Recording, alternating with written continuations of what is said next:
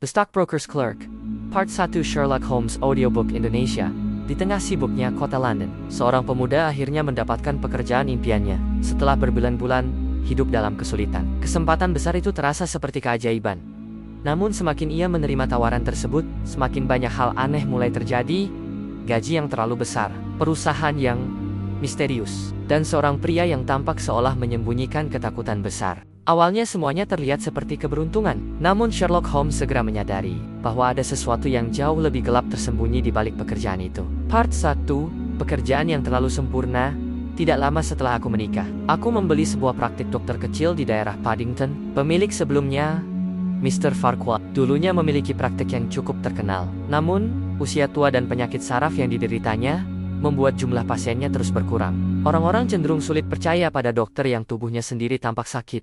Karena itulah, ketika aku membeli praktik tersebut, penghasilannya sudah jauh menurun. Meski begitu, aku yakin dengan usia muda dan semangatku sendiri, aku percaya bahwa dalam beberapa tahun, praktik itu akan berkembang kembali.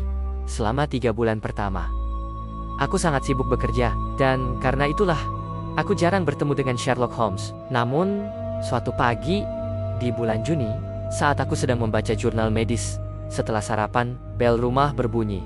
Sesaat kemudian, aku mendengar suara khas Holmes dari lorong depan. "Ah, Watson, sahabatku," katanya, sambil masuk ke ruangan. "Aku sangat senang melihatmu." Aku segera berdiri dan menjabat tangannya. Holmes duduk di kursi goyang sambil menatapku tajam. "Aku harap kesibukanmu sebagai dokter tidak membuatmu kehilangan minat pada masalah-masalah kecil kita dulu." "Sebaliknya," jawabku. "Tadi malam, aku bahkan membaca kembali catatan lama kesis-kesis kita." Holmes tersenyum kecil. "Bagus sekali, karena aku mungkin membutuhkan bantuanmu hari ini." "Hari ini?" "Ya, sejauh Birmingham." "Tentu saja aku ikut," kataku. Holmes tampak puas. "Kalau begitu, semuanya sempurna." Namun sesaat kemudian, ia menatapku lebih tajam. "Kau tampak kurang sehat akhir-akhir ini, Watson." Aku langsung terkejut. Holmes tertawa kecil. "Tenang saja, deduksinya sederhana. Tidak lama kemudian, kami sudah berada di dalam kereta menuju Birmingham, dan di sanalah Holmes mulai menjelaskan alasan perjalanan kami. "Aku ingin kau mendengar cerita ini langsung dari klien kita," katanya. Pria muda yang duduk di depan kami tersenyum gugup. "Namanya Hall Pycroft. Masalahnya," katanya sambil tertawa hambar, "aku mungkin terlihat seperti orang bodoh terbesar di Inggris." Holmes menyilangkan jemarinya. "Kadang orang paling cerdas sekalipun bisa tertipu, Mr. Pycroft. Silakan lanjutkan." Pycroft mulai bercerita. Dulu ia bekerja di perusahaan keuangan Coxon dan Woodhouse, namun perusahaan itu bangkrut, dan bersama 26 pegawai lainnya, ia kehilangan pekerjaannya. Selama berbulan-bulan, ia mencoba mencari pekerjaan baru. Namun, keadaan ekonomi saat itu sangat buruk. "Uang tabunganku habis sedikit demi sedikit," katanya. "Aku bahkan mulai kesulitan membeli perangko untuk mengirim lamaran kerja." Aku dapat melihat rasa malu di wajahnya, namun Holmes mendengarkan dengan sangat serius. "Akhirnya," lanjut Pycroft, "aku melihat lowongan di perusahaan Mawson dan Williams." Nama perusahaan itu langsung membuatku menoleh. Mawson dan Williams adalah salah satu firma broker saham terbesar di London. Dan, secara ajaib, kata Pycroft, mereka langsung menerimaku. Gajinya pun cukup tinggi. Semua tampak berjalan sempurna. Sampai sebuah kejadian aneh terjadi. Pada malam sebelum ia mulai bekerja, Hall Pycroft menerima kunjungan seorang pria asing. Pria itu memperkenalkan diri sebagai Arthur Pina. Tubuhnya kecil, berpakaian rapi, dan berbicara dengan sangat cepat. "Apakah Anda Hall Pycroft?" tanyanya. "Ya, aku mendengar Anda baru diterima di Mawson dan Williams." Pycroft mengangguk. Pria itu langsung tersenyum lebar. "Kalau begitu Anda terlalu berbakat untuk bekerja di sana." Holmes mengangkat alisnya ketika mendengar bagian itu. Pinner kemudian menjelaskan bahwa ia mewakili sebuah perusahaan besar bernama Franco Midland Hardware Company. Perusahaan itu konon memiliki cabang di berbagai kota di Eropa. Dan menurutnya, Hall Pycroft memiliki kemampuan luar biasa di bidang keuangan. "Aku bahkan belum pernah bekerja untuk mereka," kata Pycroft bingung. "Tapi pria itu seolah tahu semua tentang diriku." Pinner lalu menawarkan pekerjaan baru, dengan gaji jauh lebih tinggi dibanding Mawson dan Williams. Hall Pycroft hampir tidak percaya. £500 setahun, katanya. Aku bahkan ikut terkejut mendengarnya. Jumlah itu sangat besar, apalagi bagi seorang pegawai muda yang baru menganggur berbulan-bulan, dan ia memberiku uang muka £100 malam itu juga. Holmes mulai tersenyum tipis. Aku tahu ekspresi itu. Semakin aneh sebuah kasus, semakin tertarik dirinya. Namun ada satu hal yang membuat Hall Pycroft mulai merasa tidak nyaman. Arthur Pinner memintanya untuk tidak memberitahu Mawson dan Williams bahwa ia menerima pekerjaan lain. Biarkan mereka tetap mengira Anda akan bekerja di sana, katanya. Kenapa? Tanya Pycroft. Pinner hanya tersenyum. Itu demi urusan bisnis. Meski merasa aneh, Hall Pycroft tetap menerima tawaran tersebut. Uangnya terlalu besar untuk ditolak. Keesokan harinya, ia pergi ke Birmingham sesuai instruksi. Namun ketika tiba, ia mulai merasa ada sesuatu yang salah. Kantor Franco Midland Hardware Company ternyata berada di gedung yang hampir kosong. Tidak ada pegawai, tidak ada aktivitas bisnis. Hanya sebuah ruangan kecil dengan meja dan kursi sederhana. Dan di sanalah aku kembali bertemu Arthur Pinner, katanya. Namun kali ini, penampilan pria itu tampak berbeda. Wajahnya pucat, matanya gelisah, dan senyumnya terasa dipaksakan. Meski begitu, ia tetap meminta Hall Pycroft melakukan pekerjaan aneh. Menyalin daftar panjang nama perusahaan dari buku direktori. Hari demi hari, tanpa penjelasan jelas, Holmes mulai menggigit kuku jarinya. Kebiasaan yang selalu muncul ketika pikirannya bekerja cepat. Aneh sekali, gumamnya pelan. Hall Pycroft akhirnya mulai merasa benar-benar curiga. Perusahaan itu terasa palsu.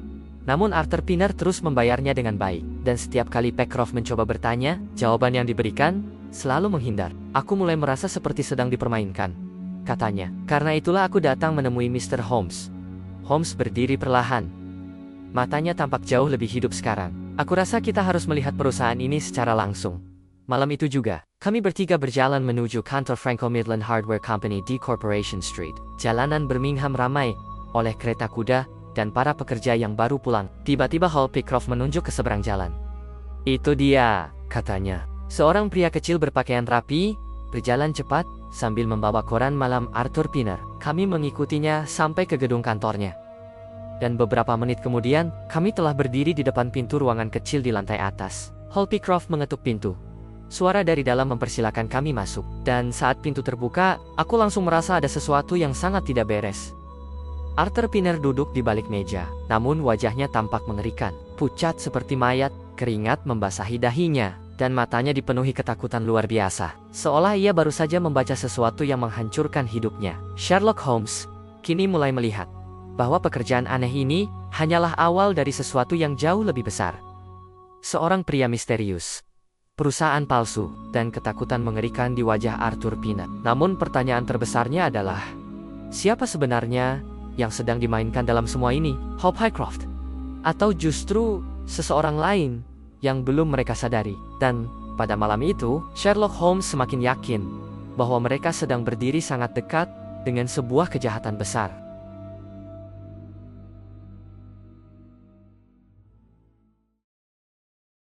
The Stockbroker's Clerk, Part 2 Sherlock Holmes Audiobook Indonesia. Opening Narrator, Art. Pinner tampak seperti pria yang baru saja melihat kehancuran hidupnya sendiri. Wajahnya pucat, tangannya gemetar, dan ketakutan di matanya terasa begitu nyata. Namun, Sherlock Holmes tahu, orang seperti itu biasanya bukan takut tanpa alasan. Karena, di balik kantor kecil yang tampak kosong itu, sedang berlangsung sebuah rencana kejahatan yang jauh lebih besar daripada yang mereka bayangkan. Dan malam itu, Holmes hanya membutuhkan satu petunjuk lagi untuk memahami semuanya. Part 2. Kejahatan di balik Franco Midland. Arthur Pinner menatap kami dengan wajah pucat pasi. Keringat mengalir di dahinya, dan matanya tampak liar. Bahkan Hall Pycroft sendiri tampak terkejut melihat perubahan pria itu. Anda terlihat sakit, Mr. Pinner, katanya. Ya, sedikit kurang sehat, jawabnya cepat sambil berusaha tersenyum. Namun senyum itu tampak mengerikan. Seolah wajahnya terlalu tegang untuk tersenyum. Siapa dua pria ini? Tanyanya. Hall Pycroft segera memperkenalkan kami dengan nama samaran. Holmes mengaku sebagai seorang akuntan, sedangkan aku, sebagai pegawai administrasi. Arthur Pinner tampak hampir tidak mendengarkan. Tatapannya terus bergerak ke koran malam yang terbuka di atas meja. Holmes tentu langsung menyadarinya. Aku mengenal ekspresi sahabatku itu. Ia mulai mencium sesuatu. Pinner akhirnya berdiri mendadak. Maaf, katanya gugup. Aku harus keluar sebentar. Lalu ia segera meninggalkan ruangan. Namun beberapa detik kemudian, terdengar suara aneh dari lorong, seperti seseorang tercekik. Holmes langsung melompat berdiri. Kita terlambat, serunya. Kami berlari keluar, dan menemukan Arthur Pinner tergantung di belakang pintu. Ia mencoba bunuh diri. Kami segera memotong tali yang melilit lehernya, dan membaringkannya di lantai. Wajah pria itu membiru. Namun beberapa saat kemudian, ia mulai bernapas kembali. Holly Croft tampak shock. Apa yang sebenarnya terjadi? Katanya. Namun Holmes justru mengambil koran dari meja. The paper. Gumamnya pelan. Tiba-tiba matanya membesar. Tentu saja, serunya. Aku terlalu fokus pada pria ini, sampai lupa melihat korannya. Ia membuka halaman depan, dan segera menemukan berita besar yang memenuhi headline malam itu. Holmes menyerahkan koran itu padaku. Bacakan keras-keras, Watson. Aku mulai membaca. Berita itu menjelaskan tentang percobaan perampokan besar di perusahaan Mawson dan Williams. Seorang pegawai baru bernama Holly Croft ternyata adalah penjahat terkenal bernama Beddington. Ia berhasil menyusup ke perusahaan menggunakan identitas palsu dan berencana mencuri surat-surat berharga senilai ratusan ribu pound. Namun polisi berhasil menangkapnya. Meski seorang penjaga keamanan terbunuh dalam perampokan tersebut, aku langsung menatap Holmes. Dan seketika semuanya mulai terasa masuk akal. Sekarang semuanya jelas, kata Holmes tenang. Ia berjalan perlahan, mondar-mondir di ruangan sempit itu. Holly Croft asli diterima bekerja di Mawson dan Williams, namun para penjahat membutuhkan identitasnya. Karena itulah mereka memancingnya ke Birmingham. Holmes menunjuk Holly Croft. Selama Anda berada jauh di sini, Saudara Beddington menyamar sebagai Anda di London. Aku langsung memahami rencana itu. Jika Holly Croft tetap bekerja di Mawson dan Williams, penyamaran tersebut tidak mungkin berhasil. Karena itulah, Arthur Pinner memberinya pekerjaan palsu dengan gaji besar. Semata-mata agar identitas Holly Croft bisa dipakai orang lain. Dan pekerjaan menyalin daftar perusahaan itu? Tanyaku. Holmes tersenyum tipis. Hanya cara untuk membuatnya tetap sibuk dan tidak kembali ke London. Holly Croft tampak benar-benar terpukul. Jadi selama ini aku hanya dijadikan alat. Sayangnya begitu, jawab Holmes. Ia lalu menatap Arthur Pinner yang masih terbaring lemah. Dan pria ini baru mengetahui dari koran bahwa saudaranya tertangkap. Karena itulah ia mencoba bunuh diri. Ruangan itu mendadak terasa jauh lebih sunyi. Kini semua kepingan misteri akhirnya menyatu. Tak lama kemudian, polisi tiba di kantor Franco Midland Hardware Company. Arthur Pinner langsung ditangkap, meski kondisinya masih lemah. Holly Croft duduk terdiam di kursi, seolah masih belum percaya bahwa dirinya hampir menjadi bagian dari salah satu kejahatan terbesar di London. Holmes sendiri tampak cukup puas. Kasus itu memang tidak serumit beberapa misteri lainnya, namun tetap memiliki satu hal yang sangat ia sukai. Keanehan. Dalam perjalanan pulang, aku menatap Holmes sambil tersenyum kecil. Kurasa kali ini kau cukup menikmati kasusnya. Holmes menyandarkan tubuhnya di kursi kereta.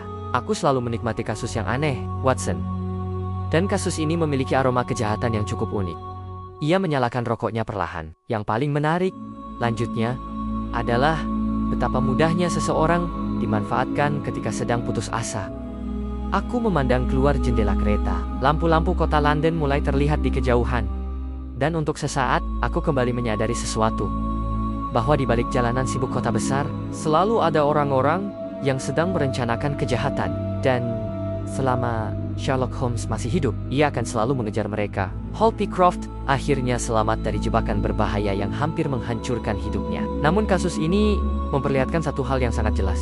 Bahwa di kota sebesar London, kejahatan seringkali tidak datang dengan kekerasan. Kadang ia datang dengan tawaran pekerjaan, dengan janji gaji besar, dan dengan kesempatan yang terasa terlalu sempurna. Malam itu, Sherlock Holmes kembali membuktikan bahwa bahkan rencana paling cerdik sekalipun selalu meninggalkan jejak, asalkan ada seseorang yang cukup jeli untuk melihatnya.